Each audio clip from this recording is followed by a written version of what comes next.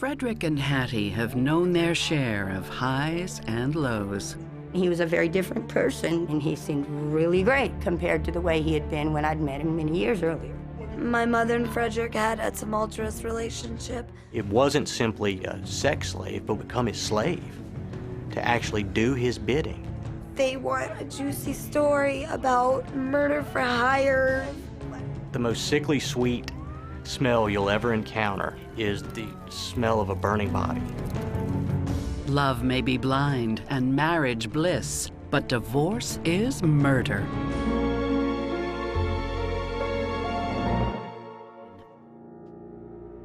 She joins Narcotics Anonymous and is surprised to see a familiar face.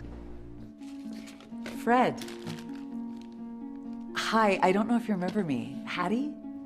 Hattie! Oh my God, yes, I remember you. How are you? Good, good. Oh, you look amazing. When I first ran into Frederick, he was a very different person than he had been back those years back. Do you think we can go for a coffee after the meeting? Sure.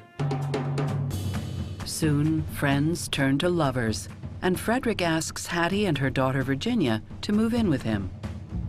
And I'm like, and your mother's laughing like a nut. And I'm like, I had never met like a grown-up that was so much fun and had such like a childlike spirit. It's a whirlwind romance. And then, on her 30th birthday, Hattie learns she's pregnant. I had mixed feelings about it, and I said, well, we'll just get married, and it'll be all right. We'll make it work, because my mom made it work with my dad. I can do it. Hattie and Frederick embrace their new, sober, more conventional life. 2 kids, a marriage, and a future together. But their lives will get messy when Frederick meets another recovering drug user at a Narcotics Anonymous meeting. Good job up there. Thanks. You're pretty brave. Thank you, thank you. What's your name? I'm Hattie. Jeff, nice to meet you. Nice to meet you. I'd seen him at meetings and so forth, and he was on his medicine and stuff, and he just seemed kind of funny and cute, and I flirted with him, just friendly. Hattie, Frederick, and Jeff all want to stay on the straight and narrow. But Jeff has another kind of addiction that will lead the couple down a much darker path. He was a sex addict, you know, and something about Hattie, he was really infatuated with this woman. Frederick, desperate for he and Hattie to stay clean and sober together, reacts badly. what the hell's this? What is this? You starting that again? There was a good deal of violence. He tackled me a couple times, put me through a window one time, put me through a wall one time. But, you know, he didn't think about what he was doing. You know, he was so sorry immediately afterwards. Get the out of here now! My drug problem was pretty severe at this point. I would binge, and then I would have consequences, and then I'd try to get it together and so forth. Whether it's the drugs or the fear that Hattie is seeing other men, Frederick refuses to leave her alone. He was very obsessive. He got several jobs, and he kept leaving the jobs because he would leave in the middle of the day to come see me. You should be earning some money first. Get the hell out of here! If I thought that he was acting like he was about to try and bully me or be violent with me or something like that, I would just get in his face. Just as quickly as it began, the marriage starts to fall apart. And nobody could believe that we stayed together as long as we did. Fred, leave us alone! Frederick's so persistent that Hattie obtains a restraining order against him. It was a very bad environment for a child to be around, to hear that kind of thing. Yeah. Amidst the chaos, daughter Virginia goes to live with her biological father, and Hattie gets a new apartment on Highland Road. It was a really run-down apartment complex, and it was populated by people that just didn't really do much of anything. The last place he rented was in the building with me. Okay. God, this place is almost as bad as mine.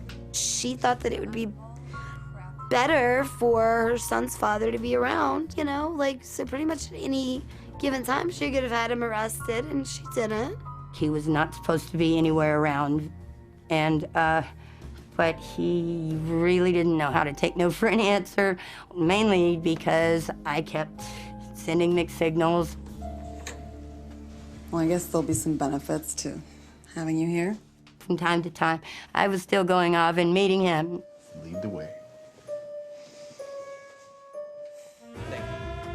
Even with Frederick so close, Hattie welcomes another man into her apartment. The building's maintenance man, Lanny Ross, known as Chief, moves in with her. Whatever the reason Chief is there, his presence aggravates Frederick. And to make matters worse, Hattie appears to have yet another suitor, Jeff Maggio. And soon, drug buddies will turn to mortal enemies. What's going on? Hey, Jeff. How you doing, girl? How you doing? What you doing all alone at the bar?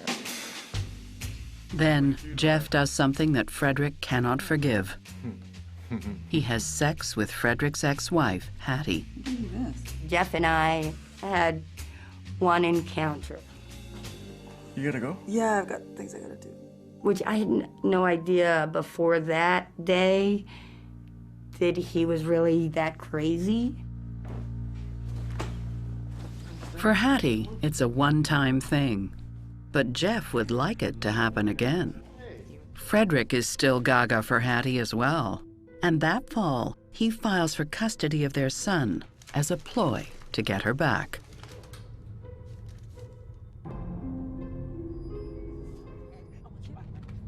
The custody battle gets physical. Where am I gonna go? And you? What are you doing? No, no, no, no, no, no, no, no, no, no, no, no, no, no, no. Oh, Hattie! Frederick claims Hattie repeatedly punched him and threw his clothes off a balcony. Chief, are you crazy? While Hattie says Frederick physically assaulted her. Neither one of them had the resources to hire any attorneys of any merit. They weren't going to have any kind of show trial in family court. It was just tit for tat. He's bad, she's bad. It's not clear whose version is true, his, hers, or both. It happens all too often that the husband or the wife will use a child as a pawn. 1 month later, Frederick is out of jail, and his and Hattie's divorce is finalized. But the fight for their son is still in full swing, and Hattie scores a new ally.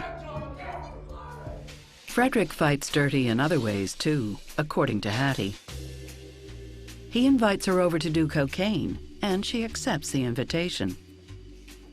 Frederick then files an emergency order for custody. But the court doesn't just order drug tests for Hattie. Frederick has to take one, too. I laughed my butt off, and he laughed at himself, too.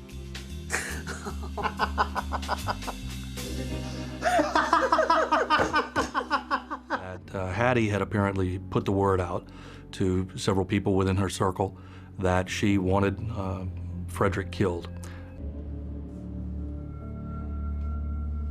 Jeff claims Hattie was too broke to pay for the hit, so she offers Jeff the only thing she has. You know you can have this anytime you want. Really?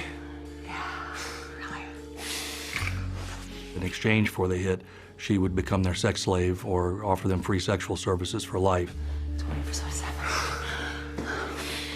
Hattie had promised him sex for life. And then he was going to have a sex slave. Like a cat bringing home its kill, Jeff brings the body back to show it to Hattie. I gotta show you something. What? I gotta show you something. Come. What are you doing Just here? come. Just come with me. Come. Come, let me show you. Look. It was our contention that he parked that vehicle exactly in the exact spot where Hattie could look out a window or open the door and see that he had done what he said he was going to do. Hattie denies any involvement in the murder. I absolutely didn't want anything bad to happen to Frederick. Prosecutors say Jeff was not the only person Hattie approached. It was clear from testimony of the maintenance men that she had made the same proposition to them. Sex for life, to anyone who can get rid of him. Permanently. And they charge Hattie with conspiracy. I was scared, but at the same time, I didn't think that there was anything to worry about, because that's, you know, that's all they have is the word of a schizophrenic man. I believe that Hattie knew that he had mental issues. I believe that she knew that she could manipulate him. She definitely used that to her advantage to get what she wanted. In Hattie's case, there's no concrete evidence of her participation.